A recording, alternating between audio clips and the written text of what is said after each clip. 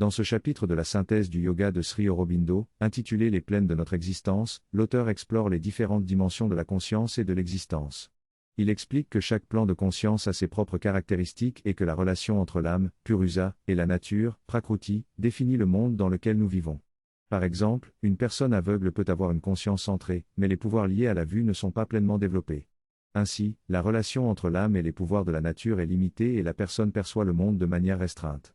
En revanche, si nous développons davantage nos pouvoirs et nos capacités, nous pourrons avoir une expérience plus riche, profonde et détaillée du monde qui nous entoure. Sri Aurobindo souligne également que dans l'état de rêve ou d'imagination, nous pouvons vivre dans des domaines de conscience différents, tels que le corps vital ou le mental. En comprenant ces différents plans de conscience, nous pouvons accéder à une connaissance ésotérique plus approfondie et appliquer ces principes dans nos pratiques spirituelles. Le texte parle de la place de l'individu dans le cosmos. Il mentionne l'existence de la purusa cosmique et de la nature cosmique, ainsi que les relations complexes qui existent entre eux. L'auteur explique que nous les individus ne vivons qu'une petite partie de cette réalité cosmique et que notre âme est principalement préoccupée par les pouvoirs qu'elle peut développer dans le domaine matériel.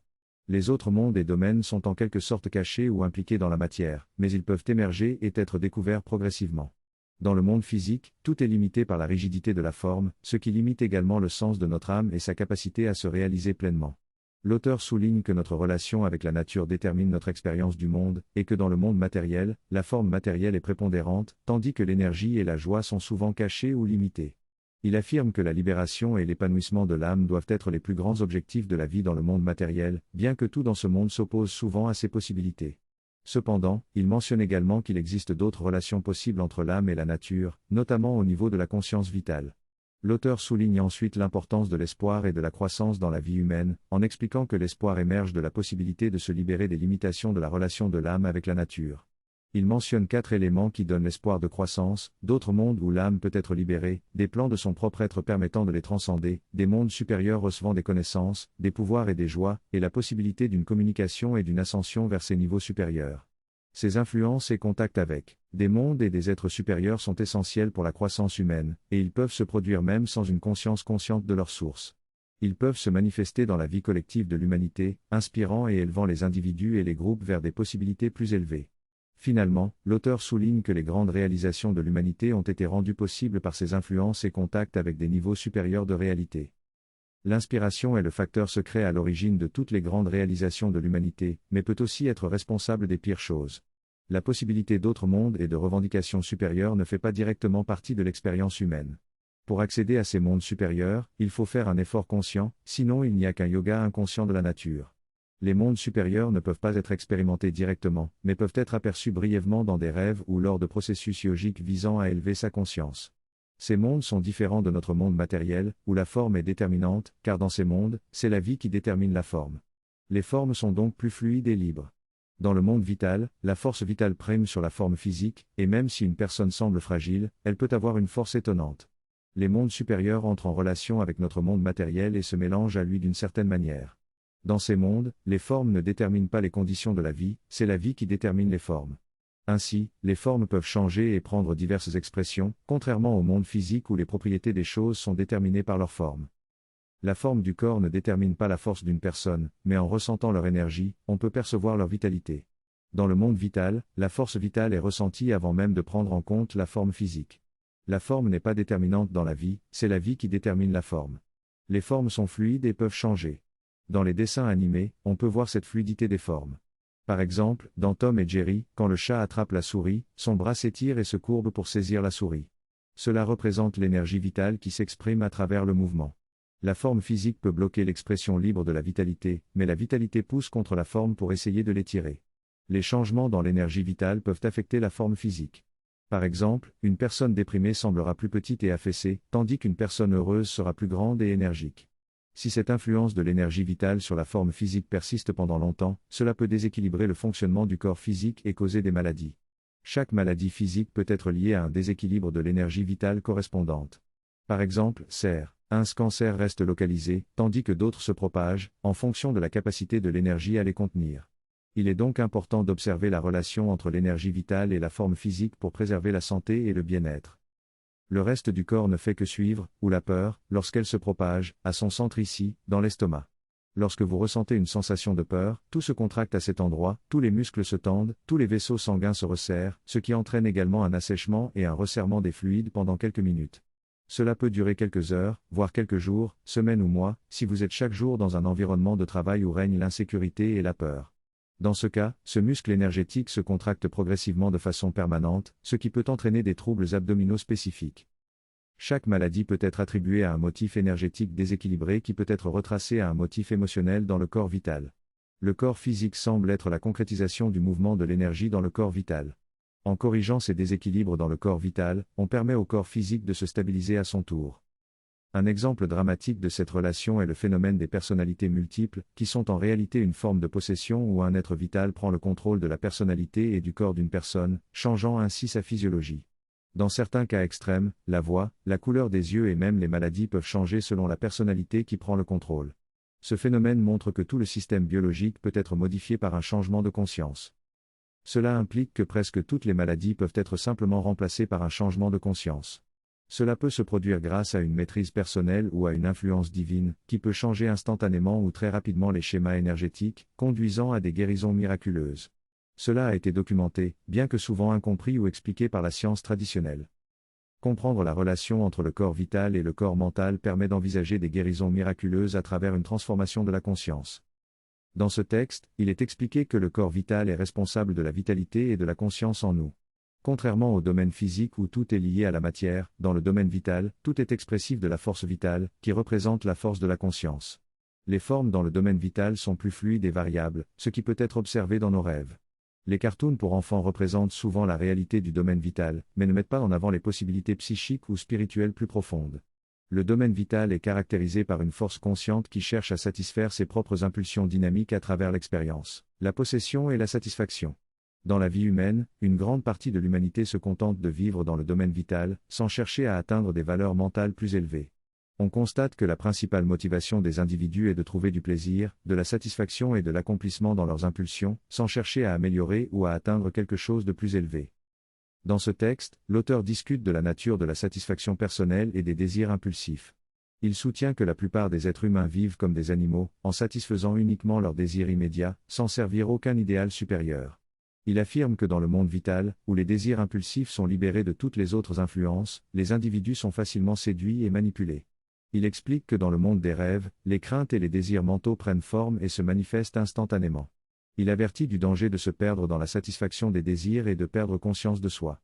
Finalement, il souligne que lors de la transition de la vie physique à la mort, les individus sont également entraînés dans les désirs et les impulsions qui caractérisent leur personnalité, formant leur monde et leur expérience. Dans ce passage, il est question de la peur et de la satisfaction des désirs dans le monde vital. L'auteur décrit comment l'individu est constamment pris dans un cycle de peur et d'épuisement, jusqu'à ce qu'une partie de sa conscience se demande s'il est possible de refuser d'avoir peur. Le processus de libération de la peur est comparé à une purification ou un passage par le purgatoire. L'auteur souligne également l'importance de l'état d'esprit au moment de quitter le corps physique, car il détermine le type de conscience dans lequel l'âme sera attirée. Le monde vital est décrit comme étant principalement basé sur les désirs et la satisfaction des impulsions. En fonction des variations et des nuances des impulsions, l'individu peut expérimenter le monde de différentes manières. Finalement, l'auteur souligne la fluidité et la variabilité de ce monde par rapport au monde physique. L'auteur parle de la vie physique qui semble être une formule difficilement variable. Il explique que dans le monde vital, l'expérience de la vie peut être étroite, sombre, terne et passionnée, tandis que dans un état de conscience plus élevé, elle peut être claire, joyeuse et inclusive. Dans le monde physique, la variation est limitée, tandis que dans le monde vital, il existe de nombreuses sous-catégories et niveaux d'expérience. En se déplaçant dans le monde vital, il est possible de ressentir différents états sans devoir se déplacer physiquement. Plus le niveau d'énergie vitale se rapproche de celui du monde physique, plus il se rigidifie et se lie à la forme, et il est alors possible de partager l'objectivité du monde physique tout en restant principalement dans le monde vital. Cela peut donner lieu à des expériences étranges, telles que voir des objets se transformer ou interagir avec eux de manière non conventionnelle. Ces expériences peuvent également être vécues par des personnes sous l'influence de certains médicaments, ce qui suggère que ces différents plans sont accessibles à tous, mais généralement explorés lors de périodes de rêve ou dans certains états de conscience altérés. Dans cet extrait, l'auteur parle des différents plans de conscience, en particulier du plan vital et du plan mental. Il explique que dans le plan vital, nous sommes plus influencés par nos désirs et nos impulsions, ce qui rend ce plan dangereux car nous perdons facilement le contrôle. En revanche, dans le plan mental, la conscience et la volonté sont plus fortes que les désirs, permettant ainsi une plus grande maîtrise et capacité à modifier nos états de désir. L'auteur mentionne également le lien entre le rêve et le plan vital mental, où certains rêves peuvent apporter des intuitions, des résolutions de problèmes ou des connaissances. Pour pouvoir consciemment explorer ces plans, l'auteur souligne l'importance d'avoir un contrôle complet sur nos émotions et nos pensées. Une pratique quotidienne de conscience de soi et la capacité de modérer et de diriger consciemment nos désirs sont essentielles. En développant cette maîtrise, nous pouvons devenir des maîtres de nos émotions et de nos pensées, et ainsi naviguer en toute sécurité dans ces plans de conscience. La formation dont il est ici question consiste à devenir conscient dans l'état des rêves. Pour ce faire, il est nécessaire de pratiquer plusieurs étapes. Tout d'abord, il est important d'ajouter une intentionnalité à ces événements qui ne sont pas encore pleinement conscients, afin de devenir conscient dans les rêves. Ensuite, il convient d'apprendre à entrer consciemment dans cet état et à extérioriser son attention.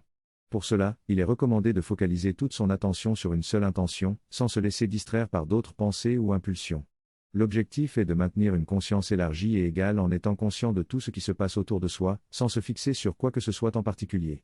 Il est également essentiel de parvenir à détendre complètement son corps pour se déconnecter de celui-ci et permettre à la conscience de se séparer.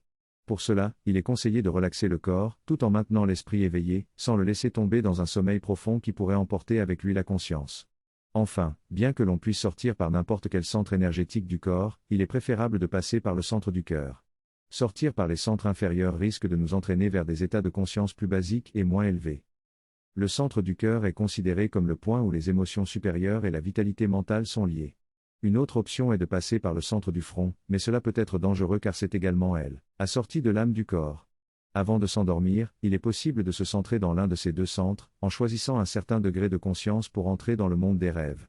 Les écoles occultes enseignent à associer des états de conscience à des symboles, mais cela peut parfois devenir confus. La meilleure approche serait de moduler consciemment le degré de conscience avant d'entrer dans le monde des rêves. Il est également possible de moduler son état de conscience une fois à l'intérieur du monde des rêves. Il existe une similarité entre l'exploration des mondes psychiques et spirituels et le développement des compétences occultes, mais il est important de choisir la voie qui correspond le mieux à ses aspirations. L'entraînement et le développement spirituel peuvent également ouvrir des possibilités occultes, mais le développement des compétences occultes ne garantit pas une transformation spirituelle. Il est donc important de reconnaître l'élément commun de l'entraînement et de faire un choix éclairé basé sur ses priorités. L'idée de la fusion est que, à un certain moment, on ne peut plus distinguer l'un de l'autre. Les expériences dites de sortie du corps les plus évidentes sont celles qui se déroulent dans l'un de ces plans subtils, les plus proches du plan physique, car alors on peut voir des choses physiques et des gens comme si on y était, mais on est dans un corps subtil. Lorsque l'on pénètre réellement dans les domaines vitaux et mentaux, on parle de rêve et non d'expérience de sortie du corps. La distinction est donc une question de graduation. Lorsque des personnes sont formées pour espionner grâce à des méthodes que l'on appelle vision à distance, c'est sur ces plans qu'elles accèdent. De la même manière que le corps peut se fondre dans le physique, le corps mental peut également se fondre dans le physique. Ce qui se passe principalement lors des expériences de vision à distance, c'est que vous projetez votre conscience mentale plutôt que votre conscience vitale, et vous ne risquez pas grand-chose. La conscience mentale est naturellement plastique et libre, elle n'a aucun des dangers de la vitalité impulsive, elle peut être très détachée et objective dans sa perception et elle est déjà si libre et fluide que vous ne mettez pas une partie de vous-même en dehors du corps physique. Il n'y a donc pas de danger pour votre vie. Une partie de l'esprit se projette, voit et perçoit, et c'est tout, le travail est terminé. Mais si vous essayez de vous projeter dans le corps vital, une partie du vital doit sortir et le corps physique entre souvent en transe, selon le niveau auquel vous vous êtes projeté. S'il est très proche de la matière, il y a un danger pour votre corps physique, car s'il y a un choc dans votre conscience projetée, cela peut se refléter dans votre corps physique, car la densité de vibration est la même. Une blessure au corps projeté nuit à votre corps physique et si le lien est coupé à ce moment-là, vous retrouverez dans l'incapacité de revenir efficacement et votre corps est mort. Les dangers sont donc bien plus grands lorsqu'il y a une dissociation dans les domaines vitaux et physiques inférieurs, mais lors de la projection de l'esprit, il n'y a aucun danger de ce genre. De nombreuses pratiques sont faites dans ce domaine de la connaissance, principalement dans le domaine mental, et peuvent être très proches du monde physique si vous voulez explorer uniquement le monde physique. Il y a des histoires fascinantes provenant de recherches militaires menées par la CIA sur la vision à distance et l'un des psychiques les plus célèbres embauchés pour ce travail s'appelle Ingo Swann. Il a enregistré certaines de ces expériences.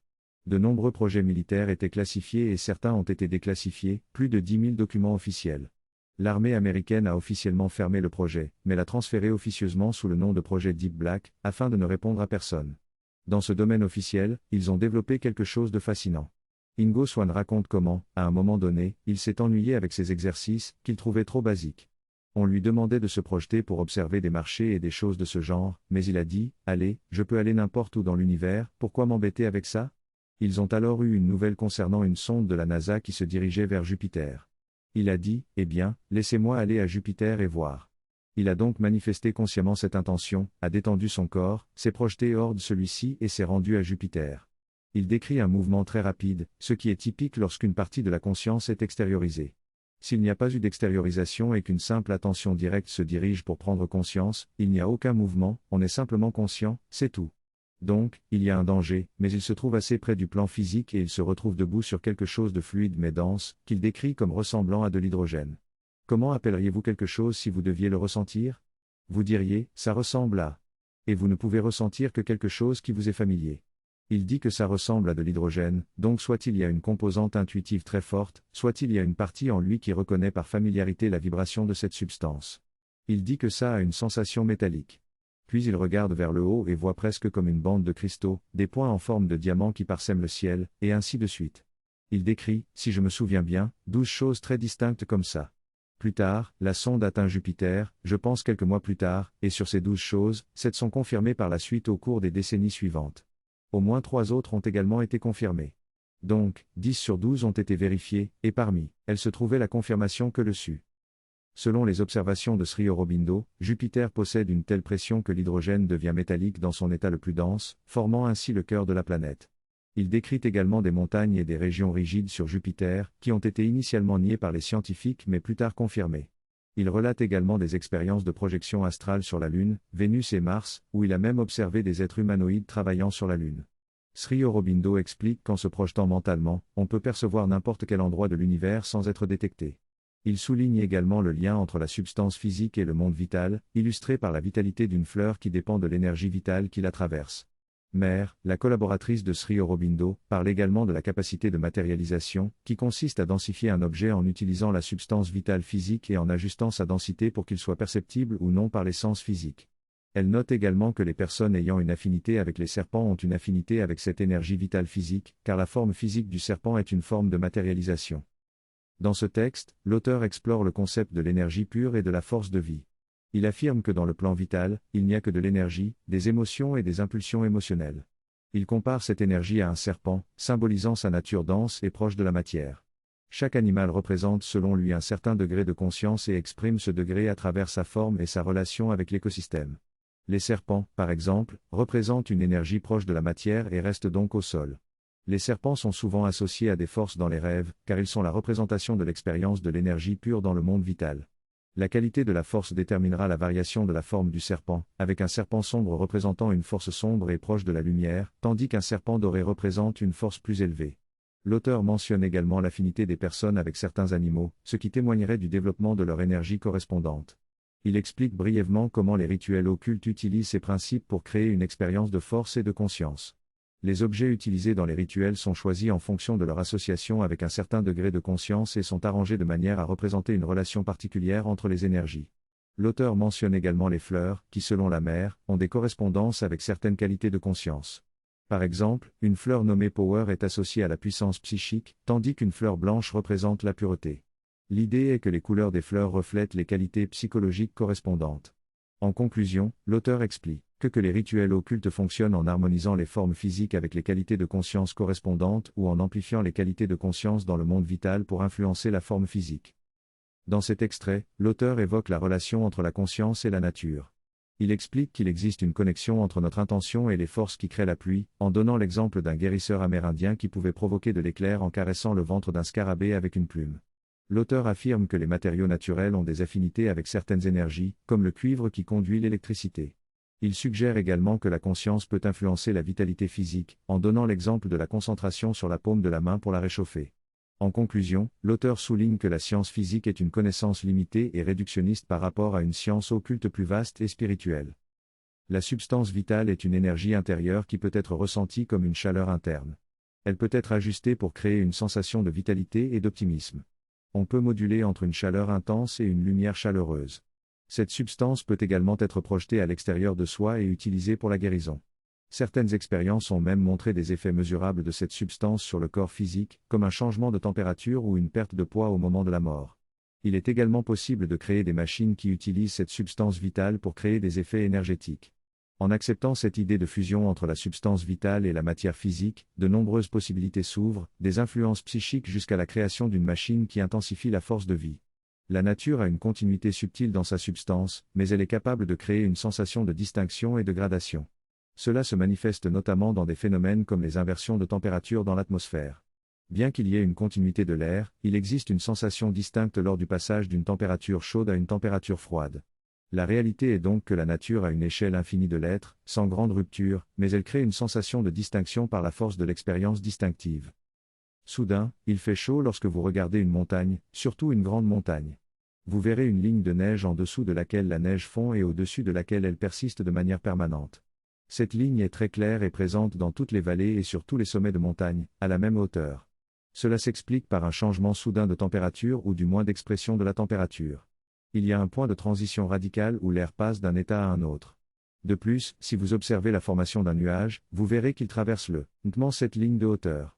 En dessous, il se dissipe, mais il maintient toujours une apparence de nuage au-dessus. Cela signifie qu'il y a un échange continu à travers cette ligne, même s'il y a des distinctions et des nuances. Dans l'infinie échelle des êtres, il n'y a pas de grands écarts ou des sauts abrupts, mais plutôt une fusion subtile d'une chose en une autre. Sur le plan matériel ou spirituel, il y a une continuité et une transition progressive. La nature ne laisse jamais de vide et tout se fond en tout le reste. Cela est vrai non seulement à l'intérieur d'un certain plan, mais aussi à travers les différents plans. Par exemple, sur chaque plan, il y a une partie qui répond à l'esprit, une partie qui répond au psychique et une partie qui est liée à la matière. Cela signifie que la conscience spirituelle peut s'établir et se manifester sur n'importe quel plan, y compris le plan physique. Cependant, pour cela, la partie physique de la matière doit être suffisamment raffinée et développée pour pouvoir entrer en relation avec cette conscience spirituelle. Cela implique une évolution et un développement de la matière qui n'est peut-être pas encore totalement achevé, mais cela est possible et finira par se réaliser. Cette idée de fusion de tout en tout a des implications extraordinaires et explique les différentes expériences que l'âme peut connaître à travers les différentes gradations des mondes. Sans cette distinction de gradation, nous ne pourrions pas avoir la richesse des expériences possibles.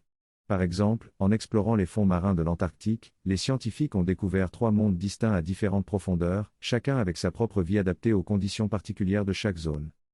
Dans le monde des océans, il existe différentes créatures adaptées à différentes conditions de lumière. Certaines n'ont pas Dieu du tout, tandis que d'autres communiquent réellement avec la lumière pour exprimer leurs émotions. Il y a aussi un monde intermédiaire où les poissons sont adaptés à une faible luminosité. Ils vivent dans une plage étroite de température et ne voient que les nuances de gris. Puis, il y a une partie supérieure de l'océan où se trouvent les poissons plus colorés qui sont attirés par la lumière. Il y a donc 3 graduations de mondes dans l'océan, chacune adaptée à des conditions différentes. Ces distinctions sont créées par la nature pour offrir des expériences uniques à l'âme. La nature aime créer des distinctions pour permettre à l'âme de profiter de la diversité et du spectre complet des possibilités. C'est pourquoi même dans le monde minéral, on trouve des limites distinctes où les minéraux poussent ou ne poussent pas. Cette diversité ne serait pas possible si tout était mécanique ou aléatoire. La nature est consciente et crée consciemment ces distinctions pour que l'âme puisse profiter de toutes les possibilités. Dans le monde du désir, l'objectif principal est de trouver le plaisir. Cependant, lorsque l'âme est liée par le désir, le plaisir peut être limité et se transformer en souffrance. C'est pourquoi il existe des cieux inférieurs et des enfers, avec toutes les traditions et les imaginations qui ont effrayé l'esprit humain depuis des siècles. Le monde du désir cherche à trouver le plaisir, mais lorsque les limites de l'expérience sont dépassées, cela devient de la souffrance. En somme, la nature crée des distinctions pour offrir à l'âme une diversité d'expériences. Cependant, dans le monde du désir, ces distinctions peuvent entraîner à la fois plaisir et souffrance, en fonction de la liberté de l'âme et de ses désirs. Dans cet extrait, l'auteur explore la distinction entre le plaisir et la douleur, ainsi que leur relation avec l'expérience de l'âme. Il soutient que la capacité de jouir pleinement nécessite une liberté totale de l'âme, mais que les désirs et les limitations du monde physique et vital empêchent cette liberté. Le monde vital offre cependant des possibilités de plaisir plus intenses et continues, car il n'est pas limité par la forme physique. Cependant, il souligne également que le monde vital peut également engendrer des souffrances immenses. L'auteur met en avant l'idée que les expériences positives et négatives peuvent s'étendre à travers tout l'univers et être intensément ressenties. Le monde vital est constitué de diverses expériences, à la fois positives et négatives. La capacité de passer d'un état émotionnel à un autre est essentielle pour explorer les mondes vitaux. Pour cela, il faut d'abord apprendre à maîtriser nos états internes et à faire consciemment le choix de passer de la tristesse à la joie, par exemple. Les mondes vitaux comprennent des royaumes célestes d'une beauté extraordinaire, mais aussi des enfers terrifiants. Cependant, même les plus bas royaumes célestes sont encore limités par les désirs et les impulsions. Il existe des royaumes encore plus beaux et plus proches de l'idéal, où les limitations des désirs n'existent pas. Les imaginaires humains correspondent à une réalité ou une possibilité réelle, bien que souvent déformée dans notre représentation physique. Dans les temples bouddhistes, on trouve souvent des représentations des enfers et des cieux, mais la plupart de ces niveaux correspondent au monde vital plutôt qu'au mental. Pour explorer les mondes vitaux, il est essentiel de maîtriser nos états internes et de faire consciemment le choix de passer d'un état émotionnel à un autre. Une grande quantité d'énergie a été consacrée à la cartographie de ces domaines qui ont peu de valeur en eux-mêmes. Ils n'ont de valeur que lorsqu'ils s'ouvrent à une possibilité spirituelle supérieure qui peut les remplir et les éveiller, tout comme les domaines physiques. Dans le monde physique, toutes ces choses peuvent être représentées, bien que de manière atténuée. Ainsi, nous avons la possibilité d'expérimenter le physique, le vital, le mental et le spirituel tous entrelacés dans notre vie quotidienne. Il est évident que Shirubén possède une vaste connaissance, capable de l'expliquer en quelques suggestions clés. Elle donne une perspective universelle qui transcende les limitations des traditions. En ce qui concerne le cycle lunaire, il est généralement considéré comme ayant un lien plus fort avec le monde vital. Les phases de la Lune correspondent aux marées du monde vital. Lorsque la Lune devient plus lumineuse physiquement, cela représente une phase où les marées vitales augmentent. Lorsque la Lune s'efface, les énergies vitales diminuent. La Lune pleine est donc considérée comme d'une grande importance en ce qui concerne l'accès au monde subtil ou à l'influence de ces mondes sur le monde physique. De même, la nouvelle Lune représente l'influence opposée. Les éclipses représentent également des alignements spéciaux agissant comme des portes entre les mondes. Dans les anciennes traditions, ces phases lunaires étaient utilisées pour ouvrir des portes vers des possibilités plus élevées. La pleine lune en particulier permettrait d'accéder aux royaumes vitaux les plus purs et lumineux, voire même aux influences spirituelles dans ces états intérieurs. Certains moments particuliers de l'année synchronisent également le cycle de la lune avec celui du soleil, créant ainsi une double montée des énergies. C'est pendant ces moments que l'ouverture au royaume supérieur est optimale. Cependant, il est également souligné que d'un point de vue purement spirituel, on peut accéder à tout moment aux mêmes bénéfices en se concentrant sans effort particulier. Les cycles naturels offrent simplement une opportunité plus facile d'accès. En somme, bien que les traditions spirituelles accordent une importance particulière à ces cycles, il est possible d'accéder directement à ces états à tout moment. Les cycles peuvent être utilisés, mais on n'est pas obligé d'y être lié. Enfin, le texte de Shirubén est considéré comme précieux, car il va jusqu'au premier principe, fournissant ainsi les connaissances nécessaires pour tout construire à partir de là. Une fois que vous aurez étudié tous ces plans, il sera intéressant de revenir en arrière et de relire les passages où il décrit les mondes inférieurs et les mondes supérieurs de la vie. Vous verrez comment il saisit non seulement la qualité de la conscience, mais aussi la façon dont les forces agissent, quelles sont les aspirations principales, comment elles influencent les affaires humaines, leurs limites ainsi que leurs forces. Il trace une carte précise de chacune de ces gradations plus fines, même dans les mondes vitaux.